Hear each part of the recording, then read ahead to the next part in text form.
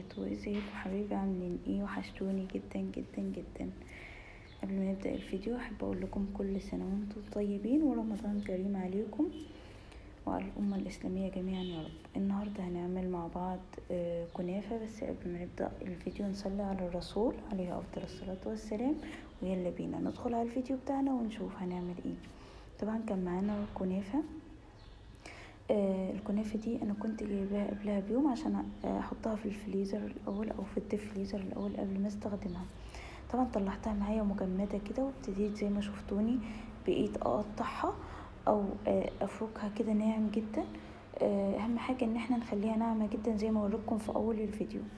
هنا ابتديت نزلت بزيت، ممكن نحط حوالي ربع معلقة صغيرة من السمنة البلدي، ودي اختياري، وممكن لا لان احنا الكنافة بتاعتنا هتدخل التلاجة، فممكن نستغنى عن السمنة خالص. فانا حبيت هنا اعملها بزيت بس. حطيت حبة زيت وابتديت انزل بالكنافة بتاعتي على نار هادية جدا جدا، اهم حاجة تكون النار هادية معانا، وابتدي احمر فيها زي ما انتم شفتم كده. طبعا انا حطيت زيت وحطيت الكنافة، وحسيت ان الكنافة بتاعتي عايزة حبة زيت تاني، زودتها حبة زيت. الزيت معايا سخن وابتديت انزل بالكنافه، بس ما يسخنش معانا قوي. وابتديت انزل بالكنافه وابتديت اقلب كده، لما وصلت معايا للون الذهبي ابتديت انزل بكيس من الفانيليا، وهبتدي انزل بكم معلقه من السكر البودره. سكر البودره انا ما بحبش احط سيرم او سيرب، فبحب احط السكر البودرة عشان تكون معايا خفيفة. طبعا السكر على حسب الرغبة بتاعكم. انا نزلت بمعلقتين صغيرين جدا من السكر البودرة لان انا مش عايزة السكر بتاعها قوي. حطيت السكر وحطيت الفانيليا وقلبت تقلبتين وفصلت النار، يعني تقلبتين بالظبط احس ان السكر خلاص داب في الكنافه بتاعتي. فصلت النار وهبتدي اقلب فيها كده عشان ما اسيبهاش بعد ما اطفي النار، اقلب فيها لمده دقيقه عشان ممكن تلسع لما نطفي وما نقلبش، تلسع معانا من تحت بعد ما نطفي النار. فنقلب لمده دقيقه او دقيقه ونص. خلاص معايا مكسرات هنا فستق وبندق وكاجو، ده على حسب رغبتكم. ممكن تستخدموا اي مكسرات انتم حابينها، يعني فول سوداني المتواجد عندكم استخدموه، مش لازم نقف على حاجه. ممكن اي نوع من انواع المكسرات اللي انا حطيتها متواجد عندكم تضيفوه. طبعا المكسرات بتاعتي طحنتها زي ما انتم شفتوا ناعم جدا كده، وابتديت انزل على الكنافه بتاعتي قلبتها تقلبتين، وهبتدي اعمل كريم شانتيه اللي هنضيفه للكنافه. حطيت لبن معايا مثلج، وحطيت عليه كريم شانتيه اللي هو من غير سكر، بدون سكر. وهبتدي ان انا اضربه كده. الكريم شانتيه بتاعي انا بجيب نوع المتحده انضف نوع في الكريم شانتيه، جايباه اللي هو السايب. انا ضفت له معلقتين سكر بودره عشان هو بيجي من غير سكر بودره، معلقتين بس. اللي حابب سكر اكتر بيضيف اكتر. ابتديت نزلت بلبن ونزلت بالكريم شانتيه، وهنا هستخدم كريمه خفق. ده السر اللي معانا النهارده. هو طبعا محدش بيستخدمه، بس انا حبيت ان انا اضيف طعم وتيست عالي، فضفت كريمة خفق بتاعت الحلويات. دي كريمة خفق للحلويات، لان انواع كريمة الخفق مختلفة جدا، في للطهي وفي للحلويات، دي بتاعت حلويات. طبعا ابتديت انزل بنص العلبة اللي معايا دي 250 جرام. ابتديت انزل بنصها على الكمية اللي معايا من الكريم شانتيه كده.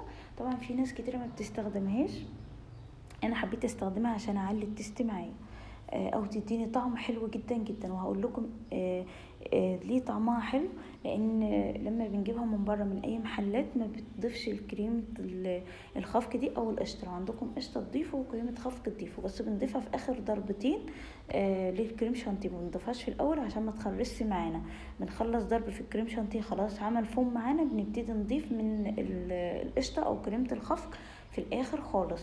طبعا اللي متواجد عندكم ضيفوه، ده بيعلي معانا التست كده. خلاص كده كنت خلاص ضربته وابتديت حطيته في التلاجة، وهبتدي اقطع المانجا معايا. وعايزه اقول لكم ان هي بتطعم معايا الكنافه جدا جدا، وبقول لكم في المحلات مش بيستخدموها، جربوها هتلاقوها احلى من بتاع المحلات جدا في البيت.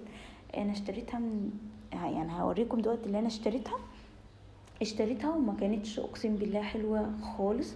هوريها لكم دلوقتي اللي انا اشتريتها. وكمان حبيت ان انا اخلي الكوب بتاعها بعد ما خلص معايا ان انا اعمله معاكم واوريكم الفرق، ان احنا مش هتكلف معانا حوالي في البيت 5 جنيه. انا اشتريتها غالية جدا جدا جدا، لكن في البيت والله ما بتكلف معاكم حوالي 5 جنيه، لكن انا جبتها ب32 جنيه ونص كمان.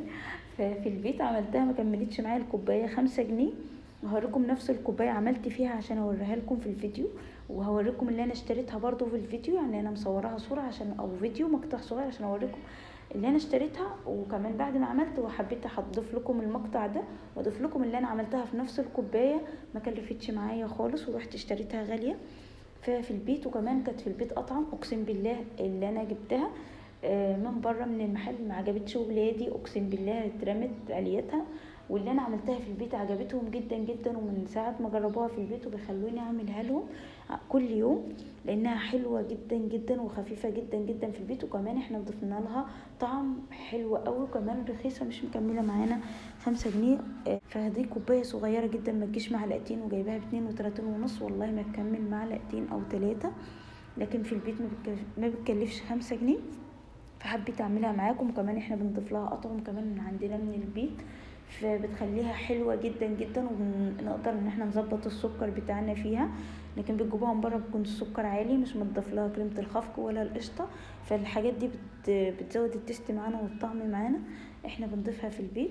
يلا بينا شوفوا معايا الفيديو. طبعا كان معايا مانجا، المانجا دي انا مفرزاها في البيت عندي في الدفليزر، ابتديت خرجتها وهي مجمده كده، قشرتها. لما تخرجوها مجمده وتقشروها مجمده وتقطعوها مجمده بتطلع معاكم مكعبات.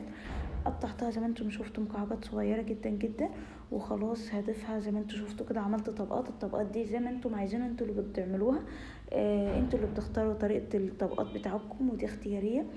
هنا ابتديت هنا معايا جيلي، والجيلي ده عشان يحافظ معايا على المانجا بتاعتي في التلاجة، لو هتقعد معايا يومين 3 اكتر.